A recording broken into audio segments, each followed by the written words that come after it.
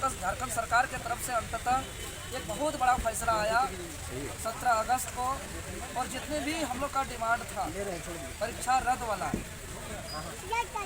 JSSC CGL समेत TDPL द्वारा आयोजित सभी परीक्षाएं रद्द की जो मांग थी वो हमारी पूरी हो गई है।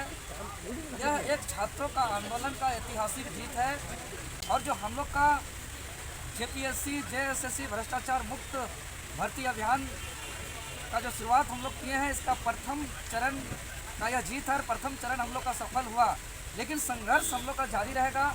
अब हम लोग का द्वितीय चरण का शुरुआत होगी, क्योंकि हम लोग अपने जीवन में आज जो 14 परीक्षा को रद्द होते हुए देखा, या दिल्ली का जंतर मंतर से शिक्षा मंत्री को इस्तीफा होते हुए देखा, आज दूसरा शिक्षा मंत्री बन गया, व्यवस्था में क्या सुधार हुई। आज 14 परीक्षा रद्द हुआ।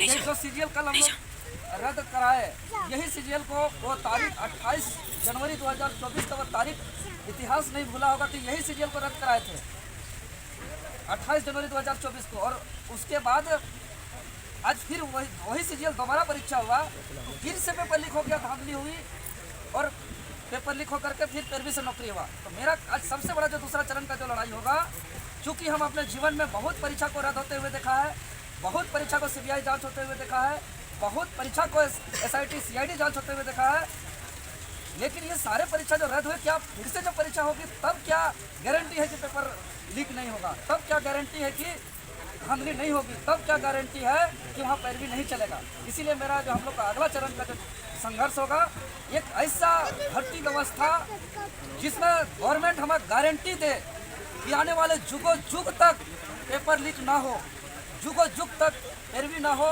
धांधली न चले। चाहे वो बच्चा अभी पहला दूसरा में पढ़ रहा हो, चौथा पाँचवा में पढ़ रहा हो, चाहे मैट्रिक इंटर में पढ़ रहा हो, या जो अभी आने वाले समय पे जिनका जन्म होगा। जो कुर्बानी हम लोग को देना पड़ा, बहुत दिक्कत होती है। आज भूखे प्यासे 16 दिन रहे, भूख हड़ताल पर रहे, इससे पहले कई चरणों पर आंदोलन किए, खाना पीना नहीं रहता है, जाँच के नाम से ब्लड डेली 3-4 बार निकाला जाता है, सलाइन के माध्यम से जिंदा रहना चाहता है। हम नहीं चाहते हैं कि आने वाला दिन में और कोई दूसरा माँ का कोई बेटा या बेटी को कुर्बानी देना पड़े, क्योंकि एक छात्र का काम है पढ़ना, लिखना, परीक्षा देना, नौकरी करना।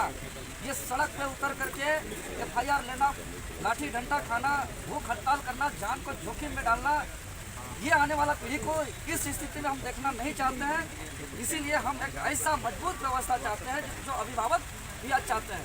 आज सब परेशान है। ये 14 परीक्षा तो जो गड़बड़ी हुई थी रद्द होना था, हो गया, लेकिन क्या ये 14 परीक्षा आने वाले समय पर होगी, उस पर क्या गारंटी है कि पेपर लीक नहीं होगा?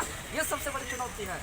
इसलिए हम सरकार से डिमांड करते हैं कि जो रिफॉर्म का जो है उस पर एक निगरानी कमेटी गठित हो, और पूरा ऑडिट हो, सिर्फ फाइनेंशियल ऑडिट नहीं, हर स्टेप में ऑडिट होना चाहिए।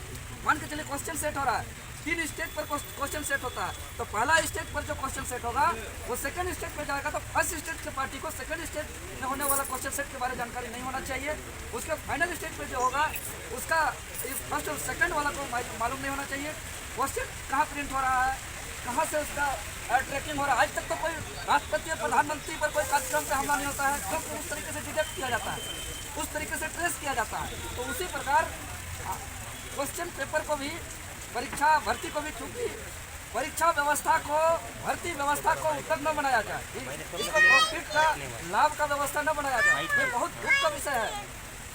इससे बड़ा दुखदायी बात नहीं हो सकता। इसीलिए हम लोग चाहते हैं निगरानी कमेटी गठित हो, पूरा स्टेप बाय स्टेप ऑडिट हो, साथ ही साथ हर स्टेप का एक क्लियरेंस सर्टिफिकेट हो कि हाँ हमने नियमावली का पालन किया है, हाँ हमने एसओपी का पालन किया है, हाँ हमने किसी प्रकार का धांधली नहीं किया है, कोई प्रकार की गड़बड़ी नहीं हुई है।